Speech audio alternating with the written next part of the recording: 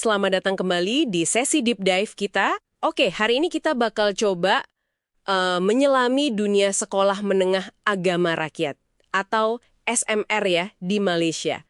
Kita pakai bahan-bahan dari laporan analisis yang udah Anda bagikan ke kita. Siap. Misi kita hari ini nih simple aja.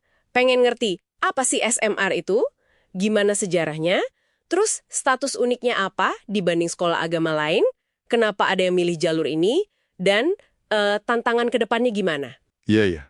Kayaknya ini bukan sekolah biasa aja, ada cerita menarik di baliknya. Mari kita bongkar bareng-bareng. Betul sekali.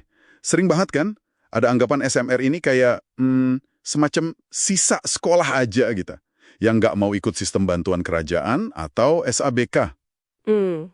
Tapi kalau kita lihat lebih dalam nih, deep dive ini bakal nunjukin pilihan mereka itu sebetulnya lebih strategis dari itu. Akarnya tuh, wah, panjang dari sejarah pendidikan Islam di Nusantara. Oke, menarik. Kita mulai dari dasarnya dulu ya. Ya. Jadi apa sih sebenarnya SMARE ini? Kalau dari sumber-sumber yang ada, ini kan institusi pendidikan Islam swasta ya? Ya, swasta. Dari tingkat rendah sampai menengah.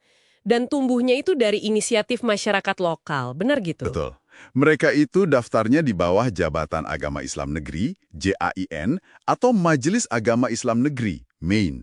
Jadi bukan langsung ke Kementerian Pendidikan Pusat. Oh, oke. Sumber dananya juga unik, campuran gitu. Dari sumbangan masyarakat, terus ada juga bantuan dari kerajaan negeri. Dan akarnya, tadi Anda sempat singgung, itu dari sekolah pondok tradisional ya? Tepat, sekolah pondok itu kan bisa dibilang sistem pendidikan Islam formal yang paling tua di wilayah kita ini. Perannya wah penting banget buat nyebarin ilmu agama, melahirkan banyak ulama. Iya sih. Tapi ya tantangan zaman, akreditasi, itu mendorong transformasi jadi institusi yang lebih modern, termasuk jadi SAR atau SMAR ini. Jadi nama yang beda-beda itu SMAR, SAR, dan lain-lain antar negeri itu udah jadi petunjuk awal ya kalau ada keragaman dalam pengelolaan dan otonominya. Nah, itu dia. Udah kelihatan dari namanya aja beda-beda. Oke, nah ini bagian yang kayaknya paling bikin penasaran nih. KPM, Kementerian Pendidikan Malaysia, kan nawarin skema SABK, Sekolah Agama Bantuan Kerajaan. Dengan banyak untungan. Dana penuh, guru terlatih dari kementerian, fasilitasnya juga lebih oke. Tapi kok banyak SMAR yang nggak mau gabung? Kenapa ya? Nah, ini dia. Sering kan dibilang, wah ini pasti karena nolak modernitas atau cuma mikirin akhirat aja. Iya, ada anggapan gitu ya? Ada, tapi kayaknya anggapan itu kurang pas deh. Keputusan buat nggak jadi SABK itu seringkali bukan soal nolak bantuan duitnya aja. Terus? Tapi lebih ke soal mempertahankan otonomi dan identitas mereka, gitu loh. Otonomi dan identitas ya? Maksudnya gimana tuh? Kekhawatiran utamanya itu soal tradisi pengajian kitab-kitab lama mereka yang biasa disebut kitab Turath, teks-teks Islam klasik itu. Ah, oke. Kitab kuning kalau di kita mungkin ya? Bisa jadi mirip-mirip lah. Nah, itu kan ciri khas banget ya buat mereka. Mereka khawatir itu bakal terkikis atau formatnya diubah paksa sama kurikulum nasional. Padahal katanya ada jaminan kurikulum negeri dipertahankan? Iya, ada jaminan, tapi tetap aja ada kekhawatiran itu.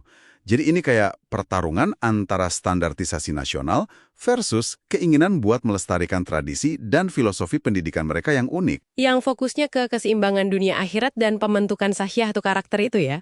Betul sekali.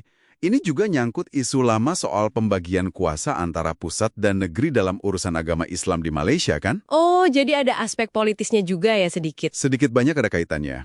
Intinya sih, SMAR ini lebih mentingin kebebasan pedagogi dan jaga identitas mereka. Itu yang utama buat mereka. Oke, ngomong-ngomong soal keragaman tadi, nama SMAR ini kan nggak dipakai di semua tempat ya? Enggak universal. Di Kedah, Pulau Pinang, Perak itu umum, tapi kalau di Selangor namanya beda lagi ya. Ada SMR atau SMST yang katanya mirip SABK, terus ada SAS yang swasta murni. Iya, di Selangor gitu. Kalau di Kelantan, lain lagi. Ada SMUA, Sekolah Menengah Ugama Arab, di bawah Yayasan Islam Kelantan, IEK. Wah, beda-beda banget ya. Banget.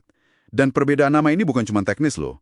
Ini nunjukin struktur tata kelola yang beda-beda tiap negeri, sesuai sama otonomi negeri dalam urusan agama. Jadi ada yang lebih nonjolin asal-usul rakyatnya, ada yang lebih terstruktur di bawah jabatan agama negeri. Kurang lebih gitu. Dan model pendanaan mereka ini juga kunci otonominya. Mereka tuh banyak bergantung sama yuran atau SPP pelajar, terus sumbangan masyarakat, sama dana Ziswaf. Ziswaf itu zakat, infak, sedekah wakaf ya? Betul. Meskipun kadang dapat juga sih bantuan dari kerajaan, kayak ada grant insentif gitu pernah. Tapi tetap aja ketergantungan utamanya ke komunitas ya. Ini yang bikin mereka bebas, tapi sekaligus jadi masalah juga nggak sih? Ada yang maju banget, tapi ada juga yang doif, yang fasilitasnya terbatas banget. Nah, itu dia. Pedang bermata dua emang, sumber kekuatan otonomi, tapi di sisi lain jadi sumber ketidakstabilan dan ketimpangan kualitas juga. Tapi kontribusi mereka nggak bisa dianggap remeh juga kan ya? Sumber-sumber ini nyebutin peran mereka dalam membentuk insan seutuhnya, akhlak, sahsiah. Iya, itu ditekankan banget. Jadi benteng pelestarian tradisi ilmu Islam lewat pengajian kitab Turos tadi yang udah melahirkan banyak ulama dan tokoh agama. Plus jadi pusat komunitas juga ya? Betul. Makanya permintaan masyarakat itu masih tinggi terus karena kepercayaan sama pembentukan karakter model begini. Tapi tantangan kedepannya juga nyata kan? Selain isu klasik soal dana, kualitas guru, akreditasi. Nah, itu udah pasti. Ditambah lagi tantangan modern, kayak adaptasi teknologi. Waktu COVID-19 kemarin kan kelihatan banget tuh soal PDR, pengajaran dan pembelajaran di rumah. Iya ya, pasti berat ya buat sebagian sekolah. Berat. Terus ada lagi kebutuhan buat mengintegrasikan kemahiran abad ke-21, kayak literasi digital, pemikiran kritis, tapi gimana caranya biar nggak kehilangan jati diri mereka? Itu pertanyaan besarnya. Jadi gimana menyeimbangkan tradisi sama modernitas ya? Tepat. Itu PR besarnya. Oke, jadi kalau kita simpulkan nih buat Ana yang dengerin apa artinya semua ini, jelas ya, Smart ini bukan cuma sekedar sekolah sisa atau alternatif terakhir. Bukan sama sekali. Mereka ini institusi dengan sejarah yang kaya, yang secara sadar, secara strategis, milih buat otonom demi jaga identitas dan filosofi unik mereka. Model pendanaan berbasis komunitas itu jadi kunci buat ngerti kekuatan sekaligus kelemahan mereka. Dan nama yang beda-beda, pengelolaan yang beragam, itu cerminan langsung dari struktur federalisme Malaysia soal urusan agama. Peran mereka penting di lanskap pendidikan negara. Dan mungkin sebagai penutup ya, ini yang bisa Anda renungkan lebih lanjut.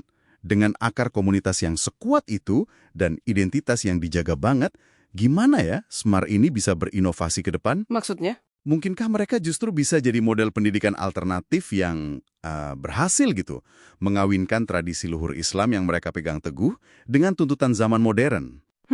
Menarik. Bisa nggak mereka nawarin jalan tengah yang otentik tanpa harus benar-benar larut dalam arus standarisasi nasional sepelurnya?